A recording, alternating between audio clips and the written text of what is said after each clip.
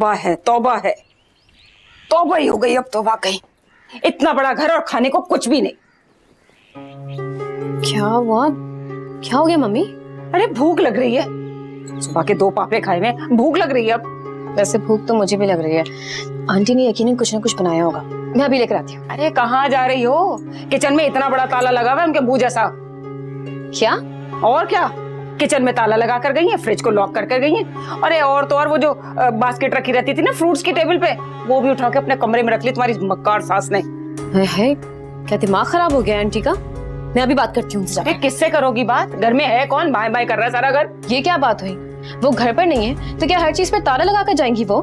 मुझे क्या पता, मुझसे पूछ के थोड़ी लगाएं। मैं कुछ नहीं जानती, मुझे भूख लग रही है। अब तो मेरे पास इतने पैसे भी नहीं है कि मैं कुछ खुद से मंगा के खा लूं बाहर से। अच्छा मैं अभी शेबी को बुलाती हूँ फोन करके। अरे हाँ कर ही दे, तो चूहे बिल्ली सब दौड़ गए पेट के अंदर। अब बल्कि ये कहना कि कुछ लेता हुआ आ जाए, बहुत भूख लग रही है। मम्मी। हेलो शेबी, किधर हो तुम? डैड आपने तो बहुत सैड न्यूज़ सुनाई है। वहाँ ऐसा कदम उठाएगी मुझे इस बात का बिल्कुल अंदाजा नहीं था। हाँ, मैंने उसे बहुत समझाने की कोशिश की, लेकिन लगता है कि वो फैसला कर चुकी है। डैड, हैरत की तो ये बात है, वो उस दिन ऑफिस भी आई थी, पार्टी से बात करके शिपमेंट की डेट भी कंफर्म की, फिर प्रोडक्शन मैनेजर से पैकिंग का भी पूछा। अगर उसे जॉब नहीं करनी थी तो फिर ये सब कुछ उसने क्यों किया? हो सकता है अचानक उसने अपना फैसला तब्दील कर लिया, मगर इसके पीछे भी तो कोई ना कोई रीजन हो सकता है। रीजन जॉब छोड़ने का एक ही हो सकता है कि उसने फील किया हो कि उसकी और उसकी फैमिली की जो इंसल्ट हुई है और तुमने उसके बाद उसको फॉलो भी नहीं किया, उसकी तरफ भी नहीं किया, एक्सक्यूज भी नहीं किया इवन, और वो ये महसूस कर रही हो कि तुम उसे इग्नोर कर रहे हो। डैड आप अच्छी तरह जानते हैं मैं वहां से क्यों नहीं मिलना चाहता। ऐसे यही बात तो तुम्हारे खिलाफ जा रही है, तुम उससे एक बार मिल लो। डैड ये बेहतर नहीं होगा कि मैं उसे घर इनवाइट कर लूं और सबके सामने पूछूं? नहीं, तुम उससे अकेले में मिलकर बात करो।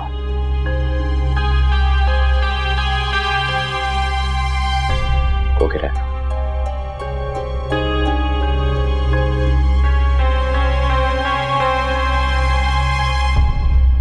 माँ ये लो भाई, खाना आ गया।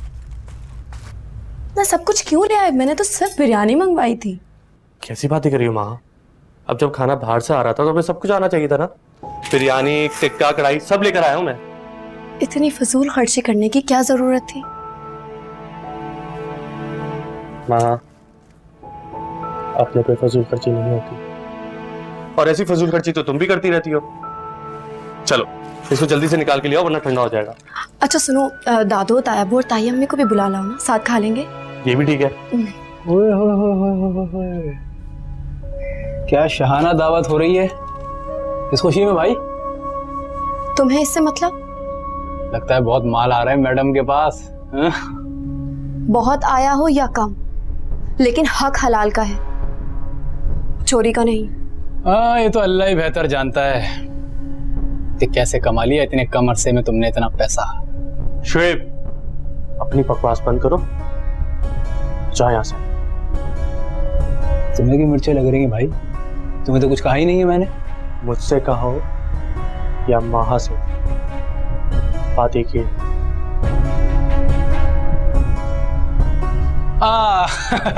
अब समझा मैं, सॉरी भूल गया था। सही कहा तुमने। हाँ तुम्हें कहा हो या तुम्हें कहा हो, बात तो एक ही है। नहीं तुम अपनी बकवास बंद कर रहे हो या तुम्हें तुम्हारी औकात याद दिलाऊं? मेरी औकात को छोड़ो, जरा अपनी औकात पे गौर करो महा। क्या तुमने कभी सोचा है कि हर कोई क्यों ठुकरा के चला जाता है तुम्हें? नहीं सोचा ना, तो सोचो, और जब समझ में आ जाए तो मुझे जरूर बताना प्लीज। चलो चलो चलो एंजॉय करो भाई, एंजॉय करो।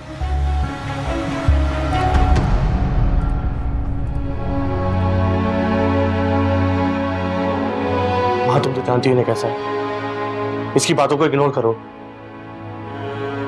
मन्नू, क्या वाकई में इतनी बुरी हूं कि हर कोई मुझे हकारत से ठुकरा देता है? माँ वो बदकिस्मत है जिन्होंने तुम्हें ठुकराया। तुम बहुत अच्छी हो, खूबसूरत हो, ज़हीन हो, तुम्हारे अंदर दुनिया की सारी खूबियां हैं।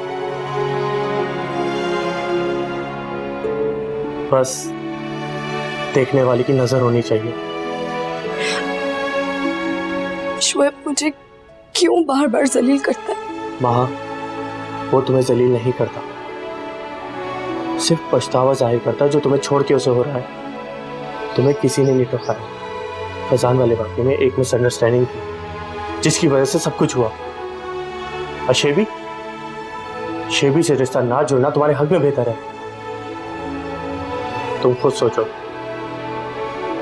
क्या ऐसा नहीं है?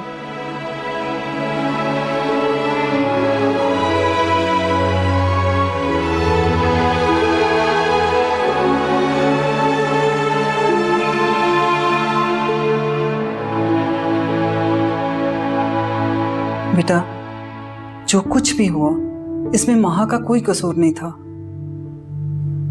लेकिन इंसल्ट सिर्फ उसी की हुई। और वैसे हो सकता है इस सारी सिचुएशन की वजह से उसे घर में भी बहुत कुछ सुनना पड़ा हो। तुम जानते तो हो फरी की वालदा को, किस कदर तेज जुबान की औरत है। आप बिल्कुल ठीक कह रही हैं, मुझे बात करनी होगी। ठीक है बेटा, लेकिन अब और ज्यादा टाइम मत लेना, आज ही उसे फोन करना।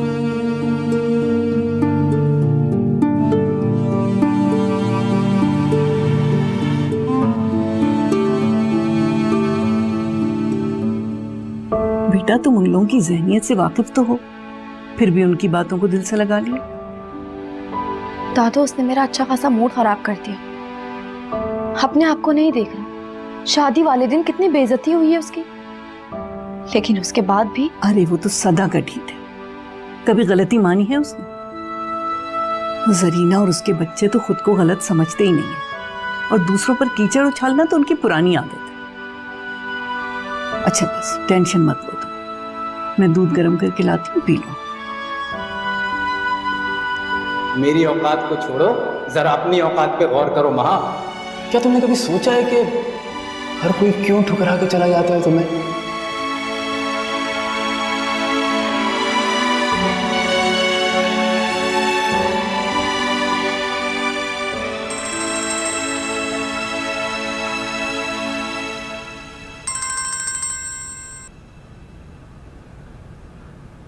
हेलो। हेलो महा। कौन? अच्छा, अब तो मेरी आवाज भी नहीं पहचानती। इतना खैर हो गया हूं मैं तुम्हारे लिए। आप मेरे लिए गैर ही हैं। बोलिए क्या बात है? मैं तुमसे मिलना चाहता हूँ। मेरे पास इन फजूल कामों के लिए कोई टाइम नहीं है।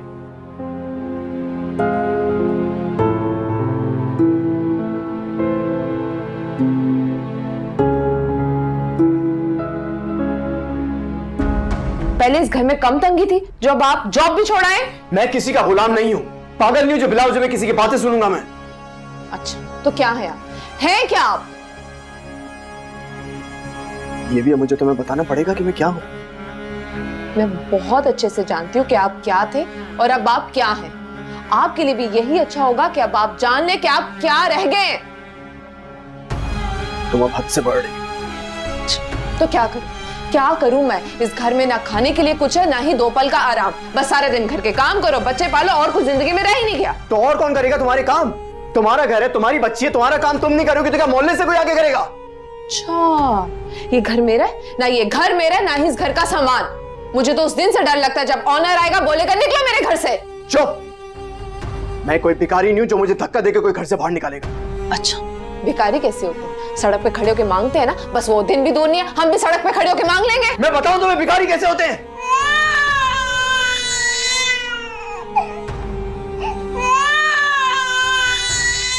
इसे चुप कराओ, इसे फौरन चुप कराओ। अगर तुमने इसको चुप नहीं करा तो मैं बता रहा हूं तुम्हारा हशर नशर कर दूंगा।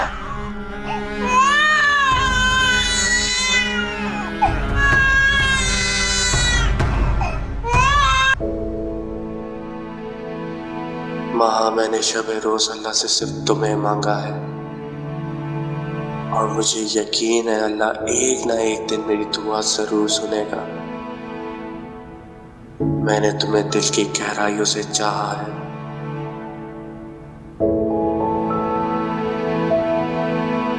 मन्नू, क्या वाकई मैं इतनी बुरी हूं कि हर कोई मुझे हकारत से ठुकरा देता है?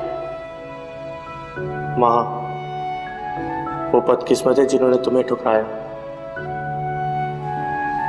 तो बहुत अच्छी हो, खूबसूरत हो, ज़हीन हो, तुम्हारे अंदर दुनिया की सारी खूबियां हैं। बस देखने वाले की नजर होनी चाहिए। शोएब मुझे क्यों बार बार जलील करता है? माँ, वो तुम्हें जलील नहीं करता, सिर्फ पछतावा जाहिर करता है जो तुम्हें छोड़ के उसे हो रहा है। तुम्हें किसी ने नहीं ठुकराया। फैजान वाले वाकये में एक मिसअंडरस्टैंडिंग थी जिसकी वजह से सब कुछ हुआ। और शेबी से रिश्ता ना जोड़ना तुम्हारे हक में बेहतर है। तुम खुद सोचो, क्या ऐसा नहीं है?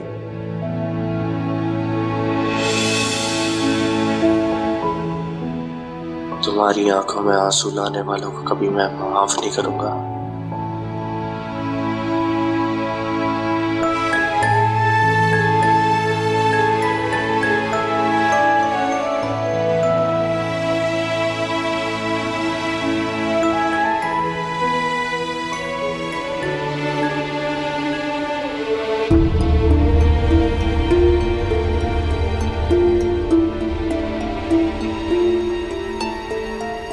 फैजी, परेशान हो?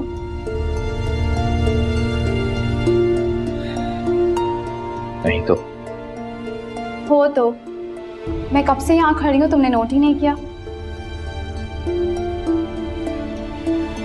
बताओ क्या बात, मुझे नहीं बताओगे? आज बहुत अजीब बात हुई। मैंने महा को फोन किया, उससे बहुत रूडली बात की मुझसे। उसी वजह से बहुत कंफ्यूज हूं। पिछले 1 साल से हम दोनों एक साथ काम कर रहे हैं, मगर मैंने उसे कभी रूड नहीं देखा। मगर आज उसने मुझसे देखो फैजी, हर बात की कोई ना कोई वजह तो होती है ना। अगर महा आदतन ऐसी नहीं है तो इसका मतलब ये है कि जब तुमने उसे कॉल की तो वो ऑलरेडी डिप्रेस्ड होगी। और वैसे हो सकता है इस सारी सिचुएशन की वजह से उसे घर में भी बहुत कुछ सुनना पड़ा हो। क्या सोचने लगे? तुम्हारी बात पे गौर कर रहा हूं। यही बात मुझे वहां ने भी कही। देखा तो परेशानी की क्या बात है फैजी?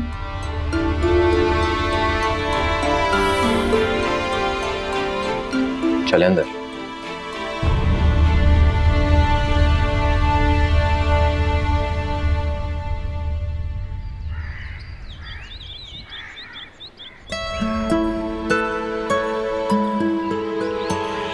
मुझे फैजान को इस तरह नहीं कहना चाहिए था। क्या सोचता होगा वो? शायद वो ये सोच रहा होगा कि मैं उसमें इंटरेस्टेड थी और उसके इनकार की वजह से मैं रूड हो गई हूँ।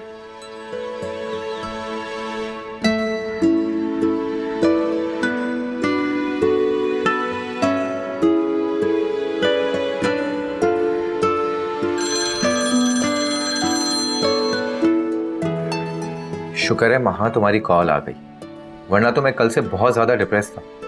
अगर आप चाहें तो आज हम लंच कर सकते हैं। श्योर महा। अब तुम एक काम करो, ऑफिस के बराबर वाले रेस्टोरेंट में आ जाओ, हम वहाँ बैठ के लंच कर लेंगे। ठीक है, अल्लाह हाफिज। Okay, bye bye.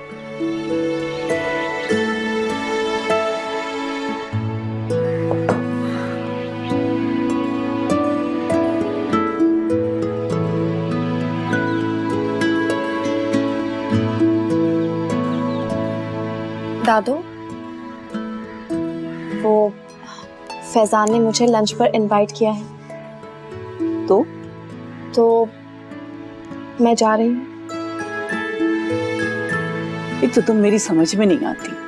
जब मैंने तुमसे कहा था तो तुमने मना कर दिया था। दादो, तब शायद मैं गलत थी, या शायद मुझे अपनी बेइज्जती का एहसास था, लेकिन अब मुझे आपकी बात सही लग रही है, इसलिए मैंने फैजान को लंच के लिए हाँ कर दी। ठीक है चलो।